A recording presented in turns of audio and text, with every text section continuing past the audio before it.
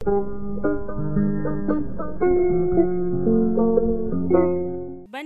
mbason yejjidde wadde abonné mbele kala ko yalti keɓon tawi hay mbuɗon joɓani musidɓe tedduɓe suɓiɓe ayawo Piindi TV moni kala e mon kala to wawi wonde salminama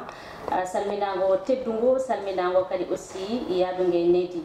wonti to wonno ala to yano en garti hande e yewtere meɗen Roɓindo yewtere men Roɓindo noon no mbirannomi on kala e saaha nde bismoɗo kala ɓiɗɗo pullo to wawi dillude e fannu kadi mo suuɓi hande ɗon sikki ala eɗen bismiɗo nalanke mawɗo nalanke mo ganduɗa waɗetake présenté e nder leñol Haalpular on woni holon on woni Demmba GISE mabo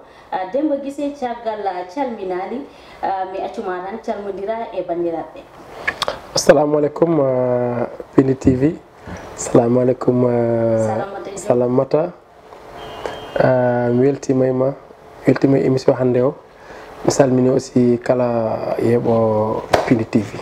machallah Demmba GISE mi sikki en mbaɗat directement e question ngaji woni holɗum an ka ɓiɗɗo pullo wimi e wimami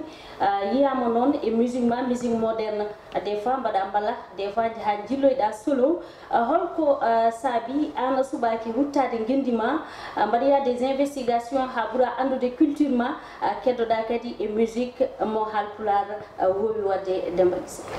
Bon ça y ça woni nalanke comme que la musique est universelle donc guilé presque 15 ans hen wala 14 ans hen ha joni mbiɗani waɗa suivre la musique mais quand même koye Dakar min goni hen donc a wawa wadde typiquement traditionnel il faut mbaɗa ɗum mélanger hande sa yimi ɗo acoustique janggo mbaɗa culture mbaɗa traditionnel baba janggo mbaɗa bon mbalax parce que on est ici à Dakar mais quand même kala ko mami wadde mi yejjitata ɗemgal Pulaar ngal par ce que sigi ko ɗum ɗon saabi mbanmami beddima ngal ɗon namdal fewdema a haali joni mbiɗa musique ko universel moni foof e leñol walla moni foof e to ganduɗa e ɗemgal ene woodi ɗo woni cosan muɗum musique ko woni universel ko foof an sa woni Pulaar aɗa foti ruttade guendima gassa mbaɗa des investigations no mbirumami ni ha ganda exactement ko dañƴa e ko joguiɗa ko jeyɗa e ka jeeya gara et pourtant musique c'est universel Étage Baba Mal mi sikku koyɗe ɗo rewi ɗo ko ɗo tigui ndewta kono haɗani ene yiya e Étage Baba Mal ɗum ko ganduɗa culture Pulaar typiquement haɗani kadi hande mo yilloyo ɗemɗe goɗɗo mo yilloyo musique goɗɗo mo yilloyo kadi fannuji goɗɗi pourquoi no waɗani noon bon pourtant mbeɗene hen par ce que min mi suusa eltinde hunde taw mi namdaki walla mi waɗani recherche pour yaltinde ɗum parce que même album oɗo jaltinmi o 15e étage o sa ƴeewi bon moitié album o ko Pulaar ko Jolf du moins donc aussi nde nane mbi studio nde mi noddi Baba Mal mono Baba il faut ngara ƴeewen les textes et tout ça donc a walli kam hen aussi même babam aussi mawnam hen et tout parce que ça woni Haalpular aussi il y a beaucoup de chanteurs Haalpular qui sont là mais quand même min so mbeɗa yaltina hunde vraiment mi waɗa recherche d'abord ouais sigi ene moƴƴi hen tigui tari ko musique ko mbiɗen ko wona ɗum ko yiyama ñanden waɗi organisé Sorano ko adi oɗon question sah an yiyama hande ɗon dillata ko ɓuuri hen hewde ko rewɓe sikki ala ɗum ɗon tentini saabu de garɗa e notitade e nottidago Piindi TV garɗa tigi koye Adja Diop ɓe aɗa Adja Sy holko waɗi ɗum ok non juste que je suis l'ami des jeunes filles parce que saɗa waɗa organisé dara walla sa woni aduna so programme ma walla programme ma organisation ɗi mbaɗata sa waɗani hen nder rewɓe tan affaire yahata donc ko ɗum waɗi cikkuɗa ɗum woni philosophie ma sa waɗat wallay an Demmba GISE on keeɗimo wima kala ko mbaɗata sa waɗani hen rewɓe yahata non yahata ɗum ɗon saabi cuɓiɗa typiquement wadde kala kada waɗa nanna hen junggo rewɓe même sa noddi kam émission mi addata gorko quoi affaire ma parce que d'habitude je travaille avec les filles quoi. C'est juste pour ça quoi, mais ce n'est pas quelque chose qui est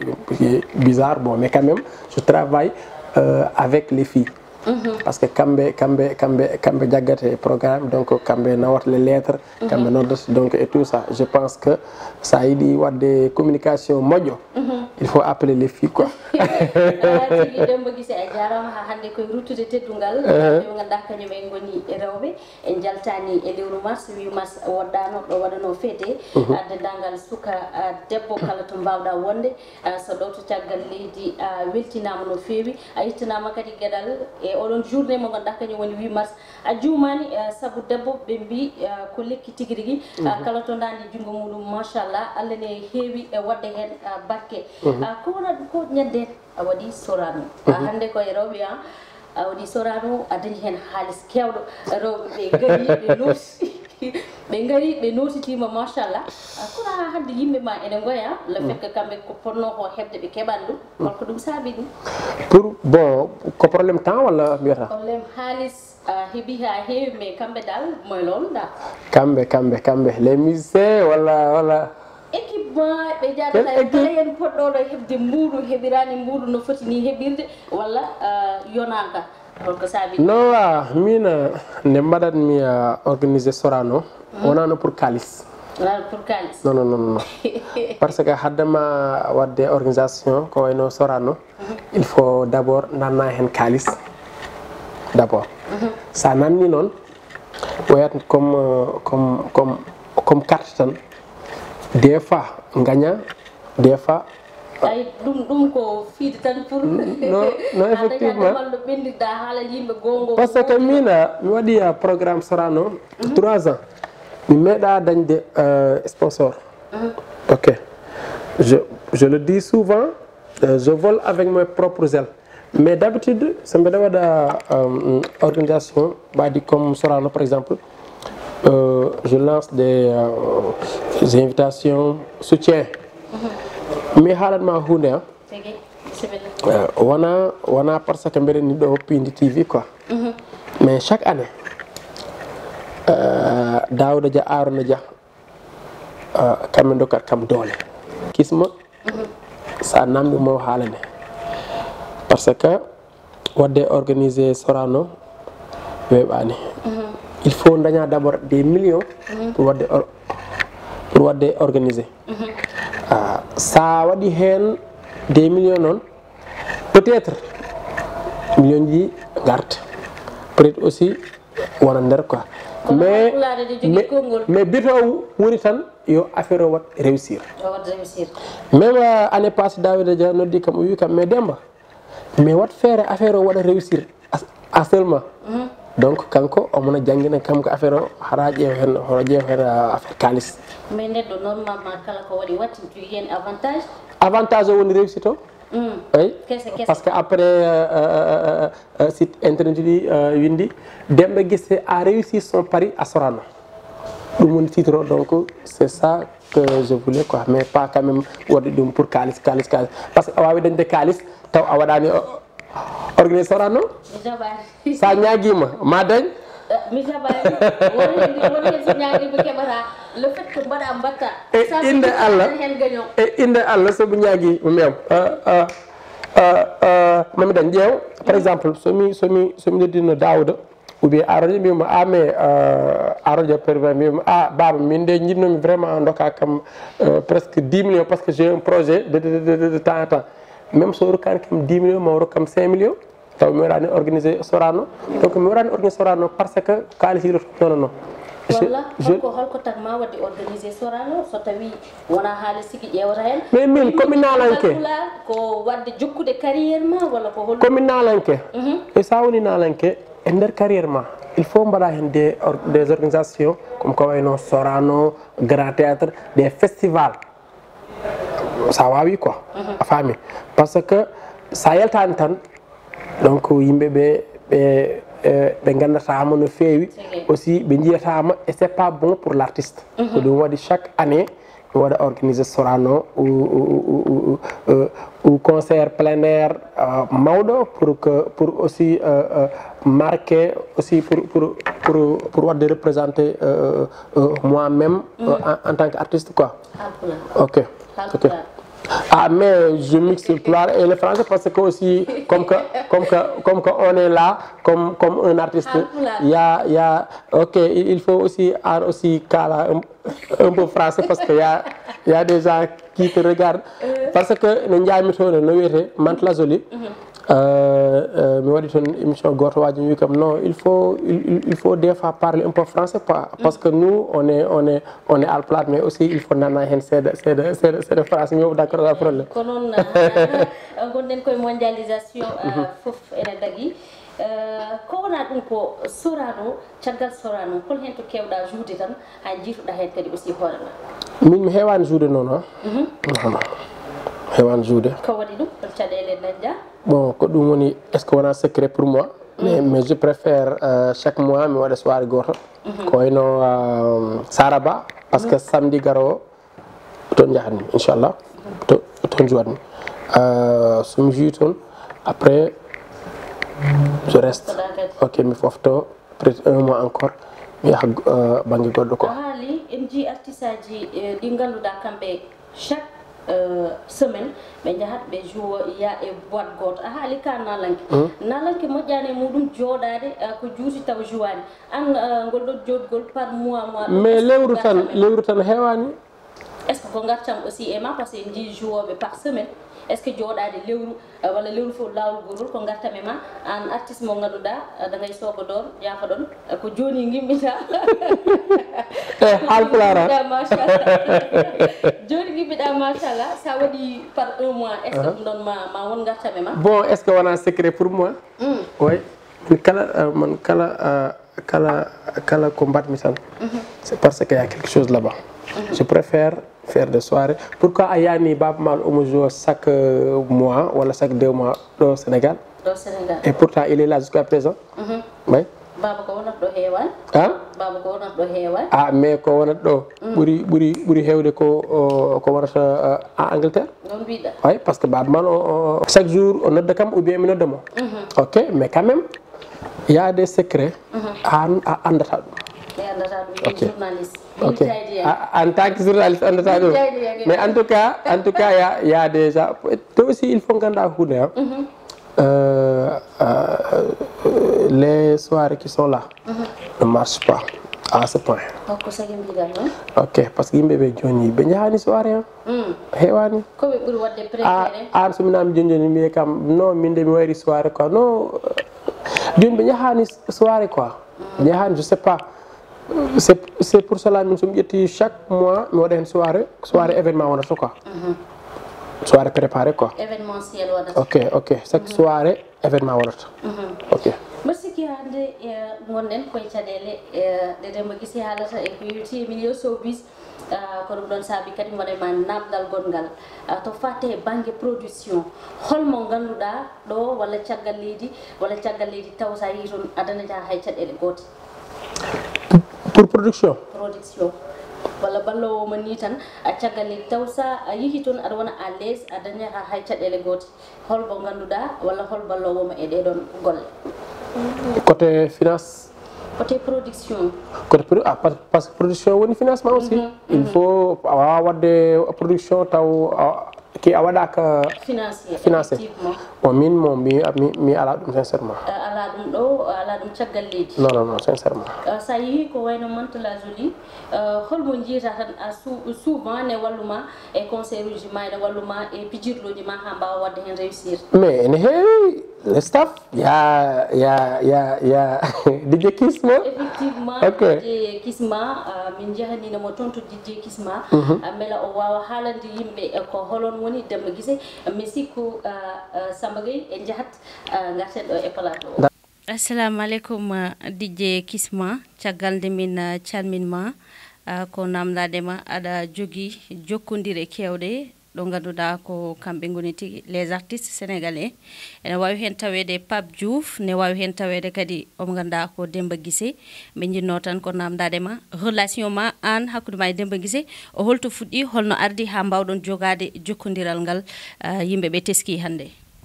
Assalamu alaikum salam mi salminima mi salmini ayaw yeɓoɓe Piindi TV sa posi kam oɗo question mbiɗa joga hen coftal no fewi ko adi foof alimti Pape Diouf alimti Demmba GISE mais bon Demmba GISE woni sababu ko Baba Mal Baba Mal ko sehilam min liggotire nokkuji kewɗi ko nande Zénith ko nande ces 25 ans du dan leñol Allah waɗi Demmba GISE ne ara France ne joguino toon tourné Baba noddi kam wi kam DJ Kiss Kalif ma Allah ko Demmba GISE noon ko artiste complet mais il est aussi complet andi no mbirta tan a ñiɓi galol ma ko noon kadi a waɗi bilmbi somi mbiɗa waɗa mbeɗa fondamo e won artiste uji tan ko noon pondiram momi kanko Demmba GISE sa anni il est complet mais il est comblé ko Demmba GISE mi yimo e façon ngaji kewɗi façon ngaji jimiri kewɗi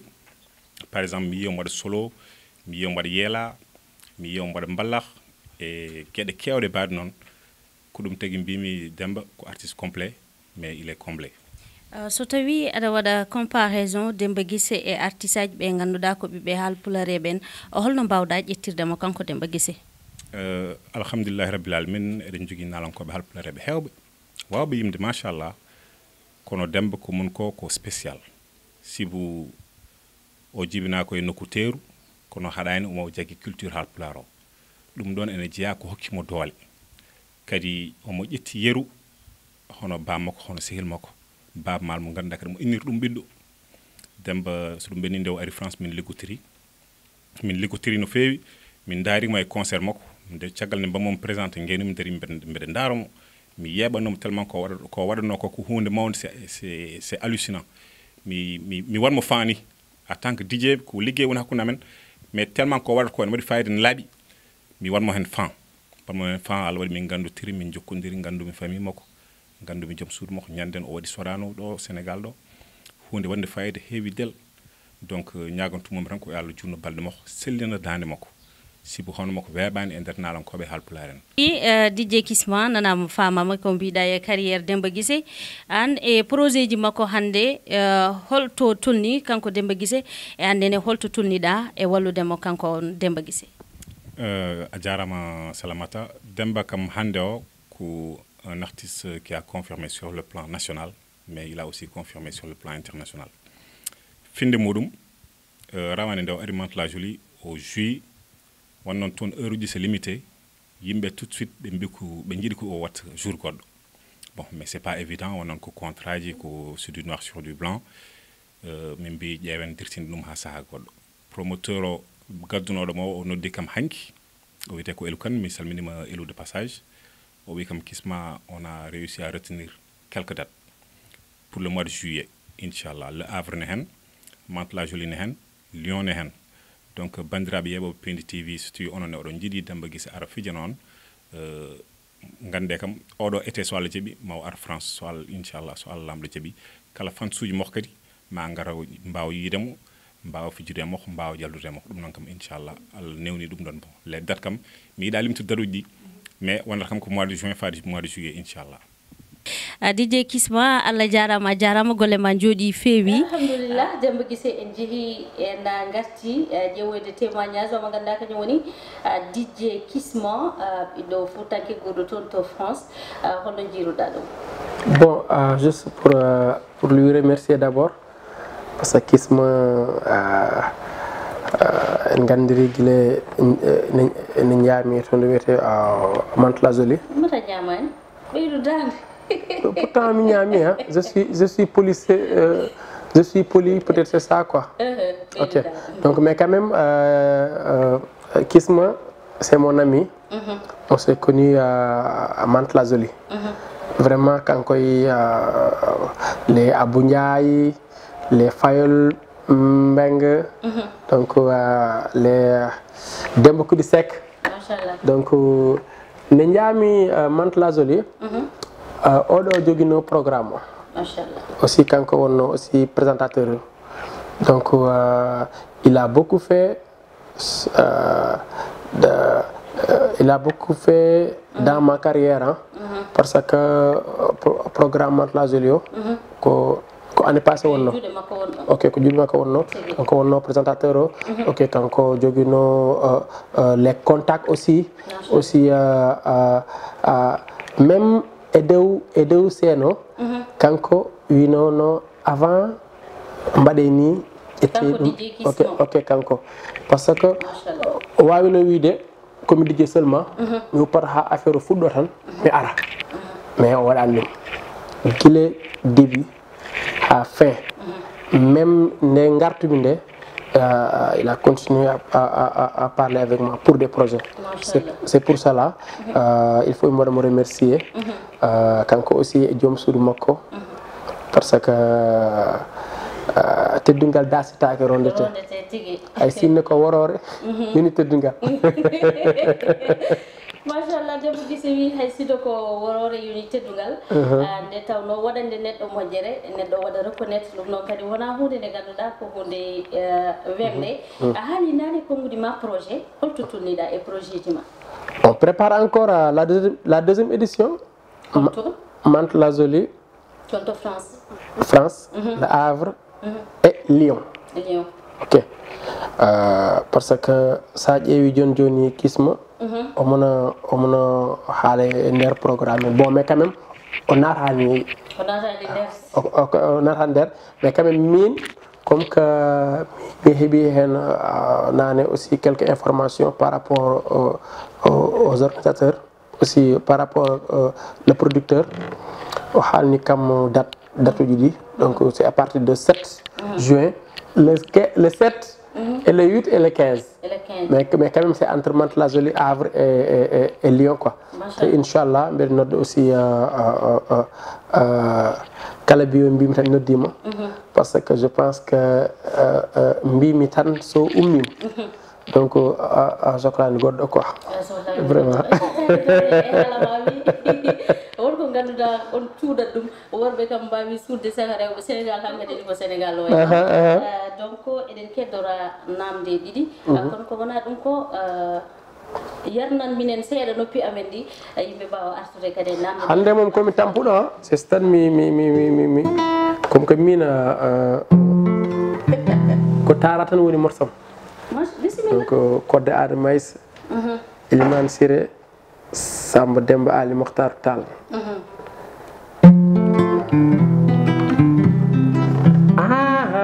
ndegidama musu sabone la motak man ndegidama tara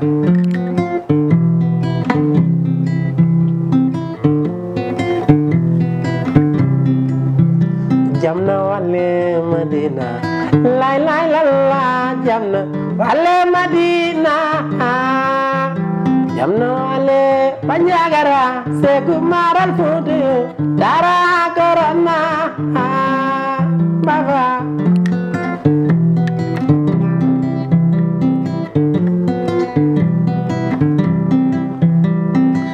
Kode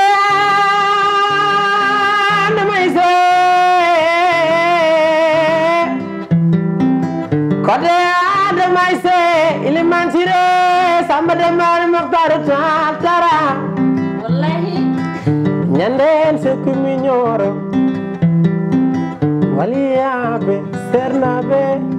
yaboyita tara tara mado tara tara sekumaru tara mansor tara mado tara kodeyum tara sekumaru tara sapulo jere asusam nyalande maki wili tara mado tara tara seku maru tara Dawuda Dia Arona Dia futanko bembel Mashallah Allah selindande hano netini Demmba GISE weli ko na dum ko en jokkita tan namde men de video men ko aditi eden gudda yewtere nde yaltini album 15e étage ko sabi 15e étage mi sikku ko yodon album jimda mo galuda ko kanyo woni Daouda Dia Harouna Dia. OK, min 15 d'abord, 15 le chiffre 15 d'abord. Pourquoi je choisir 15e étage? Nde puddimi ha joni carrière ça me calculer ça fait 15 ans. 15 ans. Aussi Sénégal a 15 millions d'habitants. Je préfère que ce soit album album yaha les 15. OK. Encore une 15 titres aussi. Bon mi décidé pour y album. Maintenant il faut me donner 15 titres. C'est pour cela j'ai pris les 15 ans de carrière, les 15 millions d'habitants et les 15 titres.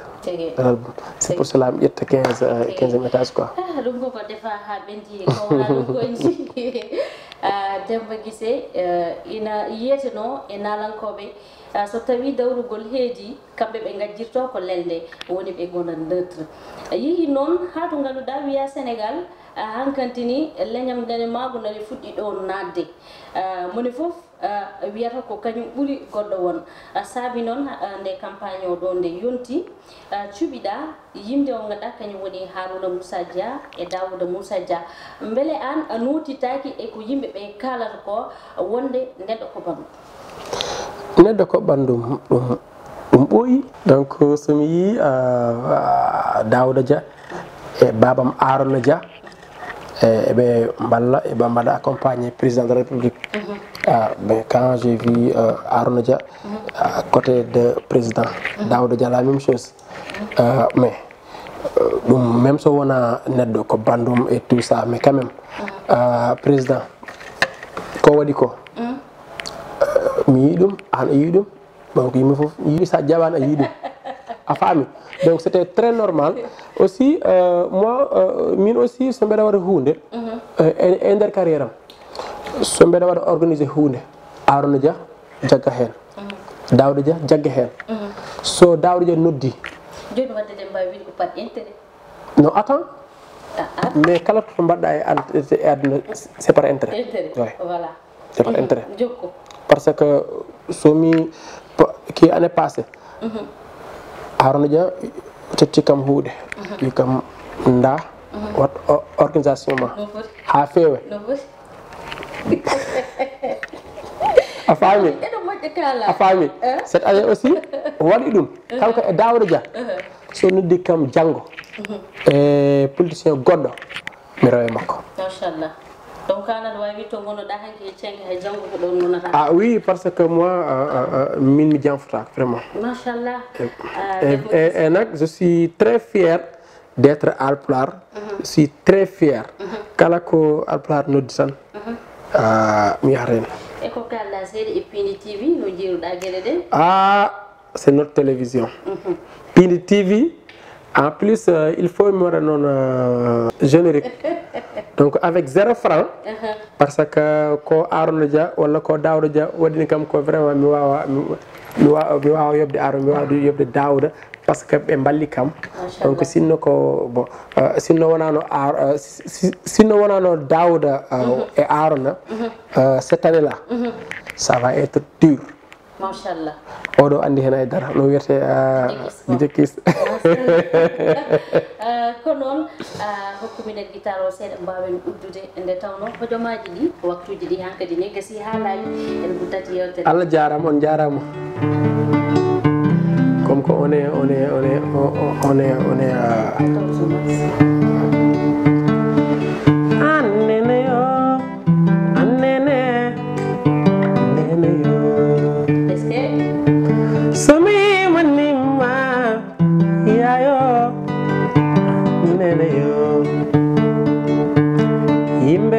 joni kewe Sénégalo nene yo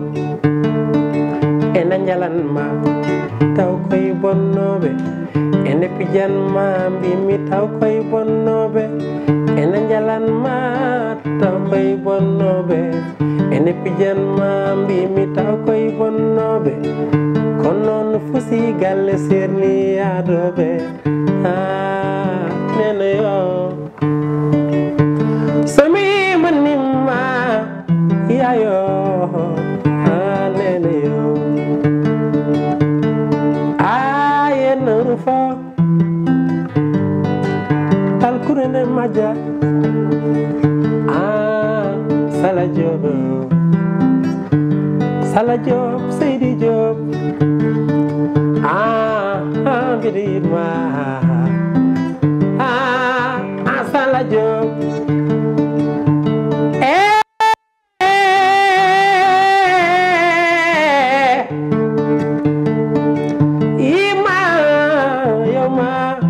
Sala anda kongonda